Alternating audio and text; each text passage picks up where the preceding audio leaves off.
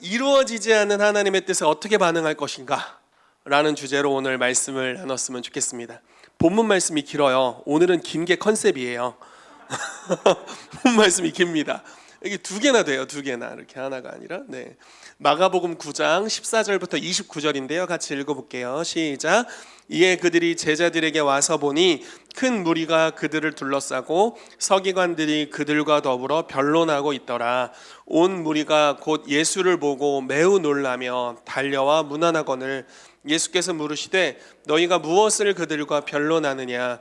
무리 중에 하나가 대답하되 선생님, 말 못하게 하는 귀신 들린 내 아들을 선생님께 데려왔나이다. 귀신이 어디서든지 그를 잡으면 거꾸러져 거품을 흘리며 이를 갈며 그리고 파리해지는지라. 내가 선생님의 제자들에게 내쫓아 달라 하였으나 그들이 능히 하지 못하더이다.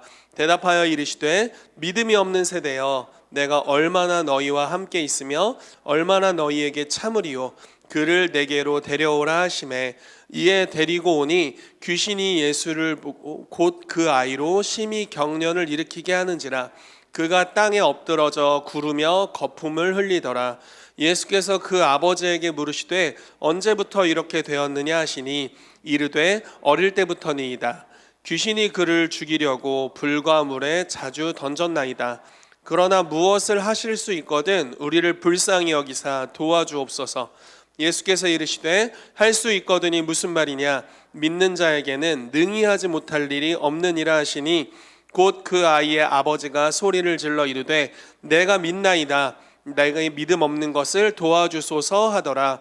예수께서 무리가 달려와 모이는 것을 보시고 그 더러운 귀신을 꾸짖어 이르시되 말 못하고 못 듣는 귀신아, 내가 내게 명하노니 그 아이에게서 나오고 다시 들어가지 말라 하시매 귀신이 소리 지르며 아이로 심히 경련을 일으키게 하고 나가니 그 아이가 죽은 것 같이 되어 많은 사람이 말하기를 죽었다 하나 예수께서 그 손을 잡아 일으키시니 이에 일어서니라.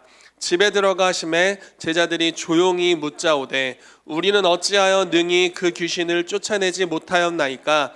이르시되 기도 외에 다른 것으로는 이런 종류가 나갈 수 없느니라 하시니라. 아멘. 수고하셨습니다. 네, 오늘은 이 많은 주제를 전할 수 있을까 싶습니다. 그렇지만 할 수 있는 데까지 한번 가볼게요.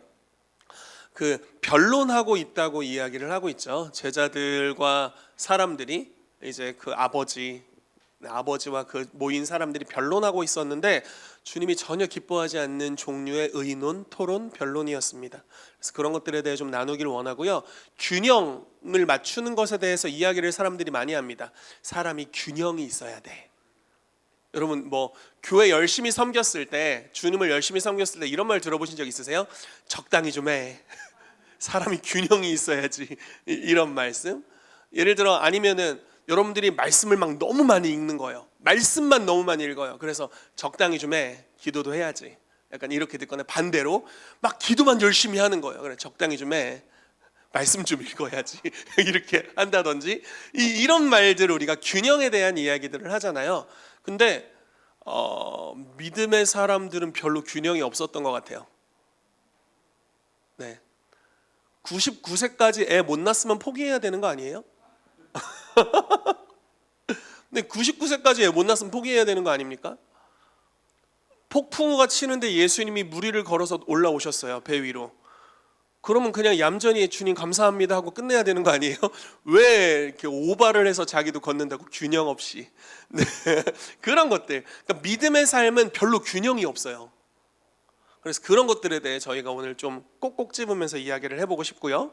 그리고 어떤 기도를 했는데 이루어지지 않는 거예요. 기도를 했는데 치유가 안 됐어. 예언을 했는데 예언이 틀렸어. 뭐 이런 경우들. 뭔가 복음을 전했는데 잘 먹혀들지 않았어요. 뭐 이런 실패들. 그러니까 단기적인 실패라고 할지라도 그런 것들을 우리가 때로 경험하죠. 그럴 때 어떻게 반응할 것인가? 굉장히 중요한 문제인 것 같아요. 그래서 그런 부분들을 좀 나누고 싶고요. 나눌 수 있을까? 아니면 뭐 다음 주까지 제가 설교 준비 안 하고 이대로 가면 되니까. 네. 걱정하실 건 없습니다. 네, 믿음을 사용하는 것에 대해 또 나누기를 원하고요. 아직 이루어지지 않은 약속들을 위해 기도하는 것에 대해서 좀 나눴으면 좋겠습니다. 갈 수 있는 데까지 너무 급하진 않게 가보도록 할게요. 자, 마가복음 9장 14절 19절 아까 저희 읽은 말씀 중에 있습니다. 말씀을 보시면 제자들이 큰 무리에게 둘러싸였어요. 그러니까 큰 무리에게 둘러싸여서 막 얘기가 있는데 왜 얘기가 진행됐을까요? 치유가 안 된 거예요. 제자들도 궁금해.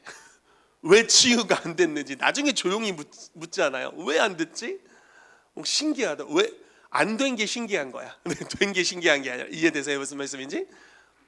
항상 됐는데 왜 오늘은 안 됐지? 이런 거예요. 우리랑 조금 입장이 달라요. 우리는 안 되다가 한 번 되면 우와! 뭐 이렇게. 여기는 항상 당연히 되는 거죠 하다가 안 되니까 왜 안 됐지? 뭐 이렇게. 약간 입장이 좀 다르지만 어쨌든 안 된 거예요. 치유가 안 됐어요. 아무리 기도하고 별짓을 다 했겠죠. 근데 안 된 거예요. 근데 그 안 된 거를 주제로 얘기를 시작하는 거예요. 이게 사실은 상당히 위험한 요소입니다. 자, 우리의 삶에 우리가 믿음으로 기도하는 영역들이 있어요. 어떤 것들은 여러분들의 삶에 오늘 우리 손성희 집사님 간증해 주신 대로 이미 돌파들이 일어나고 있는, 하나님이 막아주시고 역사하신 영역들이 분명히 있습니다. 그리고 어떤 것들은 아직 안 됐어. 왜 안 될까? 성경은 된다는데, 그리고 나 믿음으로 지금 하고 있는데 왜 아직도 되지 않을까? 이런 것들이 있죠. 근데 그 안 된 것을 기준으로 무언가를 대화하고 심지어 그걸 신학적으로 정립하려 한다면 그건 아주 위험해지게 돼요. 그래서 예수님은 이걸 보고 뭐라고 말씀하시냐면 쭉 가다가 아주 대놓고 표현하시죠. 믿음이 없는 세대여, 내가 얼마나 너희와 함께 있으며 얼마나 너희에게 참으리요. 자, 되지 않는 것으로 인한 변론, 그것으로 인한 무언가를 정립하는 것들, 이것은 믿음이 필요한 요소는 아니에요. 그래, 기도했는데 안 됐지? 가끔 안 될 때도 있는 거야. 그리고 주님이 다 역사하실 순 없어. 적당히 하자. 그리고 이제 포기해. 이렇게 하는 것들. 근데 주님은 그것에 대해서 그래, 너희가 신앙의 균형을 이제 잡고 있구나, 이렇게 말씀하신다기보다는 믿음이 없는 세대다, 이렇게 말씀하십니다. 주님은 지금 어느 방향을 추구하고 있는지를 우리가 봐야 돼요. 왜냐하면 우리는 우리의 삶에 이루어지지 않은 하나님의 약속들, 좋은 일들이 우리의 삶의 목적지나 우리가 추구하는 바가 아니라, 우리는 되지 않는 것에 대한 명쾌한 해설을 원하는 게 아니라, 안 되는 일에 대한 해설을 원하는 게 아니에요. 올려는 거 아니고 목이 메서. 우리는 예수님이 우리의 모델이고 우리가 따라가야 될 길입니다. 제가 요즘 막 여기저기 다니고 있어요. 최근까지 부산을 다녀왔었고, 그리고 안양에 지금 6개월째 가고 있어요. 너무 오래 갔어. 그리고 이제 지지난주부터 광주에 가고 있습니다. 한 4주, 3주 정도 더 가게 될 것 같아요. 사역을 이제 순회를 하잖아요. 이제 다른 지역들을 방문하고 다른 교회들, 또 사모하는 분들이 모여 있는 집회에 이제 강사로 가게 돼서 여러 가지 메시지를 전한단 말이에요. 그럼 가다 보면은 항상 놀라운 기적들을 하나님이 주세요. 너무너무 기쁜 일이죠. 치유가 일어나고, 예언을 했는데 하나님이 그 예언을 통해 놀라운 돌파들을 주시고 문제들이 해결되고, 저희가 갔던 그 안양의 한 교회는 지금 성도가 늘어났대요. 그래서 담임 목사님께서 너무너무 기뻐하세요. 그 결과가 교회 성장으로 이어지고 있다고 해서 주님을 찬양하고 너무너무 좋습니다. 그래서 좋은 결과들이 일어나요. 뭐 이럴 수도 있습니다. 우리가 가끔 이제 순회 사역을 하시는 분들을 보면은 이제 집회 촬영을 할 때 된 부분을 촬영합니다. 마케팅이야, 마케팅. 뭐라고 하는 게 아니라, 물론 이제 강력한 역사가 일어납니다. 근데 치유된 사람 간증을 이야기하게 하지 안 된 사람 이야기를 하게 하지는 않아요. 이 무슨 말인지 이해되세요? 그러니까 우리끼리 하는 얘기예요. 안 된 사람 이야기를 하는 게 아니라 된 사람 이야기를 해. 근데 원래 그렇게 해야 돼요. 왜냐하면 뭐 이렇게 마케팅이나 뭐 이렇게 좋은 소문을 내려고가 아니라, 간증이 예언의 영이기 때문에 되는 이야기를 해야 저들에게 또 예언해 주는 거예요. 하나님 이와 같이 또 역사하실 거야. 그래서 그렇게 하는데, 사실 예를 들어 100명의 회중이 모여 있으면 한 5명이 치유됐어요. 그럼 너무너무 좋은 집회예요. 왜냐하면 5명이 기적의 역사를 맛봤으니까. 사람의 힘으로 능히 하지 못할 일들을 주님이 그 사람들에게 행하셨으니까 좋은 일이죠. 순회 사역자들은 5명 치유되면 돼요. 안 받아들이면 발에 먼지 하고 가면 돼요. 근데 지역에서 살고 있는 사람들, 만약에 우리 교회 어떤 분이 집회를 왔어요. 5명이 기적으로 치유됐어요. 95명은 어떡할 건데? 이런 문제가 남는 거예요. 우리는 이 지역을 떠나지 않고 있기 때문에 그런 문제를 가지고 있는 겁니다. 제가 부흥이 일어났었던 교회, 그리고 그 부흥을 모든 성도들에게 풀어낼 뿐만 아니라 그 지역사회까지 정착시켜서 사회적인 열매로 가져온 교회들의 이야기에 요즘 집중하려고 하고 있습니다. 왜냐하면 그냥 순회하면서 집회를 하면 기적이 일어나요. 왜냐하면 성님은 우리 가운데 기름 부으셨고 그 기름 부으심을 잘 받아들이는 좋은 밭의 사람들이 곳곳에 있으니까 안 받아들이면 이렇게 하고 떠나면 된다니까요. 그리고 된 부분들을 이야기하고 계속 선포하면 기적이 가는 곳마다 일어나요. 이런 얘기 우리 홍정신 목사님 항상 하시는데, 필리핀에 가면 너도 빌 존슨이다 이렇게 얘기해 주세요. 근데 진짜 필리핀에 가서 치유사역을 한 지역교회에서 했거든요. 손을 얹고 한 5초 기도해 준 것 같아요. 그리고 몇 프로 좋아졌어요 했더니 다 나았대. 그리고 들어가 버렸어. 이건 내 경건이 아니야. 그러니까 대체할 수 있는 게 없어요. 거기는 이게 병원을 작게 갈 수가 없으니까 대체가 불가능하니까 주님을 향한 그 갈급함이 우리랑은 좀 다른 차원이에요. 그러니까 태생적으로 달라요. 그리고 기름 부심이 풀어지니까 즉각적인 치유가 손을 얹자마자 막 좀 치명적인 질병들이 막 치유되는 거예요. 너무너무 신기하더라고요. 그래서 홍 목사님이 가면 너도 빌 존슨이다 이렇게. 그래서 여러분들 가능하시면 선교지들도 다니시면 너무 좋을 것 같아요. 저는 이제 좀 다른 이야기지만 저희 교회가 올해는 모르겠지만 내년부터는 한 달 정도 저희 성도들이 다 갔다 왔으면 좋겠어요. 선교지들로 각자 우리 집사님 이스라엘도 다녀오시고, 네, 우리 각자 또 품은 나라들이 있잖아요. 우리 김금연 권사님은 키르기즈스탄도 다녀오시고, 그러니까 여러 나라들, 우리 주회자매님 티벳도 꼭 갈 수 있기 바라고, 여러 나라들을 방문하고 또 같이 와서 선교 보고하는 그런 역사들이 교회 가운데 있었으면 좋겠어요. 근데 이제 문제는 이겁니다. 돌아왔을 때 막상 우리 가족 중에는 아직 구원받지 못한 사람이 있어요. 아직 부흥의 불이 임했는데 그 부흥의 불의 혜택을 아직 못 받고 있는 성도들이 있어요. 그때 어떻게 반응할 것인가? 그때 어떻게 할 것인가가 우리의 숙제입니다. 근데 이렇게 말하고 오늘 설교를 마쳐야겠다. 성숙한 교회들은 이것을 어떻게 반응하냐면, 그래 어쩔 수 없어 라는 은사가 오늘날 있기는 하지만 완전하진 않아. 그래서 어느 정도 치유될 수 있는 선을 정해버리는 경우들이 있더라고요.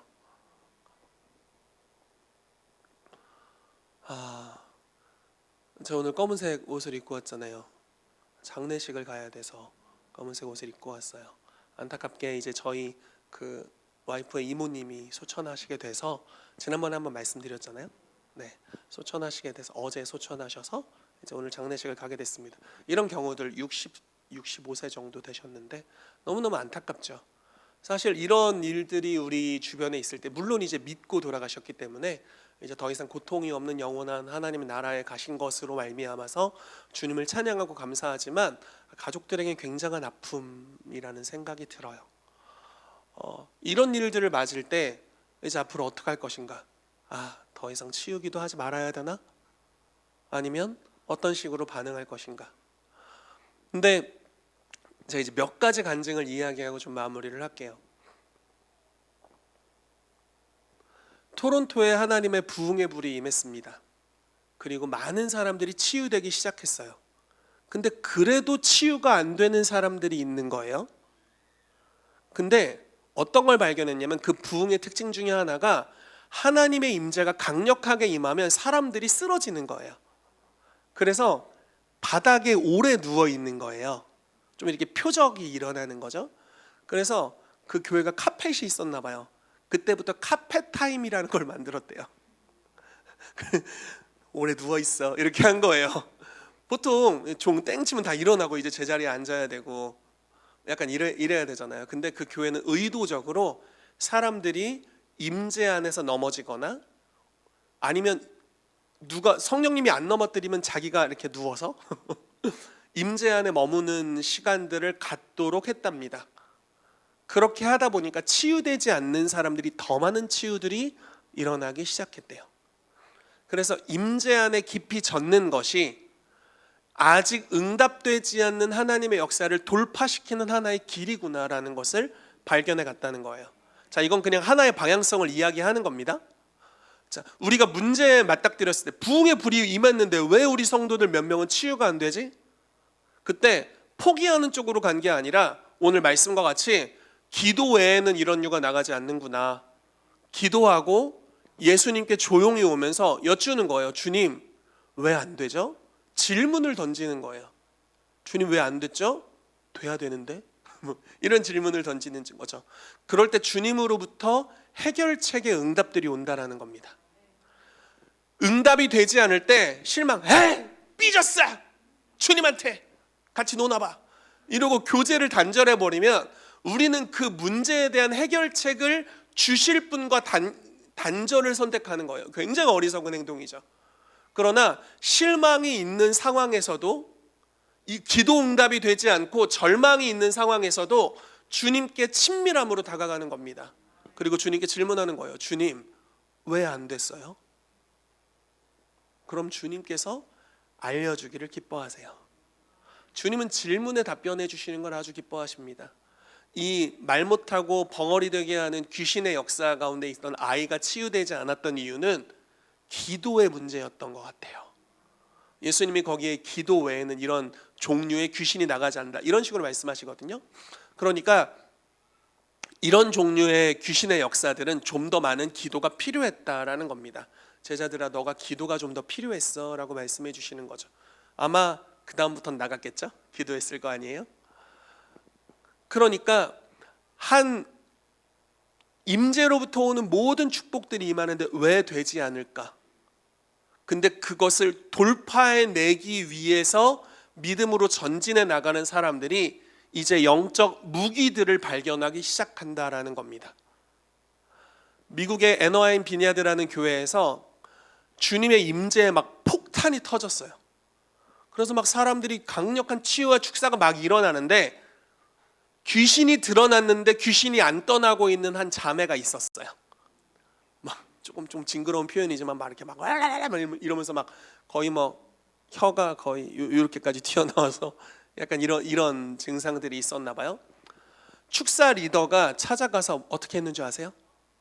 막 능력으로 막 이렇게 한 게 아니라 하나님의 음성을 듣는 거예요. 근데 주님이 감동 주시는 것은 물론 하나님의 권능이 임하면 귀신이 떠나가게 되지만 지금 이 자매에게 귀신이 떠나가지 않는 것은 용서치 못함이 좀 걸려 있다는 감동을 주셨어요. 그래서 그 자매에게 정신 차리시라고. 근데 그 인격이 다시 이렇게 올라올 수 있거든요. 그래서 정신 차리게 한 다음에 자매가 지금 용서해야 되는 영역이 있다고 느껴진다. 근데 용서하지 않으면 우리가 이 축사를 도와줄 수가 없다. 이 귀신과 같이 사는 게 싫다면 그 사람을 용서해라. 이렇게 권했고 아주 어렵게 용서를 선택했습니다. 그리고 나서 축사를 위해 기도했는데 즉각 떠났어요. 자, 예수 이름으로 떠나라 했는데 안 떠나. 안 될 때가 있나 보다 하고 이렇게 하면은 그 이상의 전진은 없습니다. 그리고 주님은 만만한 게 주님이지. 주님한테 와서 왜 안 떠났어요? 나 삐졌어. 만만한 게 주님이야. 그러면 발전이 없어요. 그렇지만 그 실망할 수 있는 상황에서 주님께 의도적으로 질문을 던지는 거죠. 주님, 왜 떠나지 않았습니까? 용서치 않음이 있어. 이렇게 말씀해 주실 수 있는 거잖아요. 존 G 레이크라는 하나님의 사람이 있습니다. 그 사람이 아프리카 선교도 하고 여러 지역에서 선교하다가 마지막에 스포케인이라는 지역에서 치유의 집을 만들었어요. 근데 이 사람이 강력한 치유 사역자였거든요. 근데 강력한 치유가 풀어지다가 치유의 집이라는 걸 만들어서 사람들이 이 치유의 집에 와서 계속 치유 사역을 받을 수 있게 했어요. 지속적으로. 그러니까 어떤 치유는 한 번 해도 되지 않는다는 것을 깨달은 거죠. 그래서 여러 번의 기도, 여러 번의 임재에 젖는 시간들, 여러 명의 사역자들을 양성해서 그들이 계속 손을 얹게 했습니다. 그랬더니 그 도시에 환자 숫자가 실제로 수치상 줄어들었어요.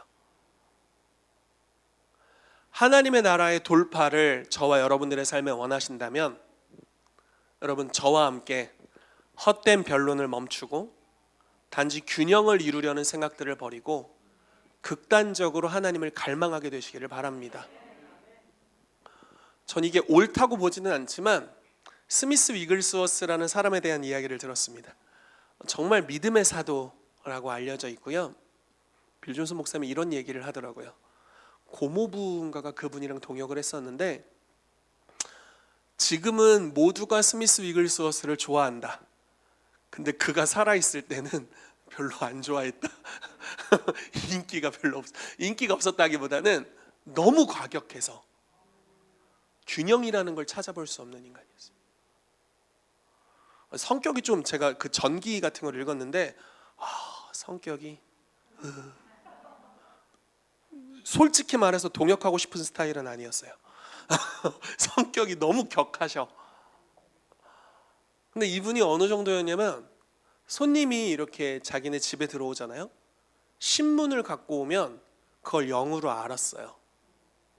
그런 세속적인 걸 내 방에 들이지 말라고. 이게 옳은 건가? 저는 옳다고 생각하진 않아요. 오늘 신문을 봐야 되고 세상 서적들을 볼 필요가 있어요. 근데 균형 있진 않아요. 균형 있진 않았어요.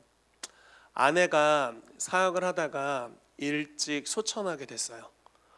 이분보다 더 탁월한 말씀 사역자였습니다. 아내 장례식 때 주님께 이렇게 기도했어요.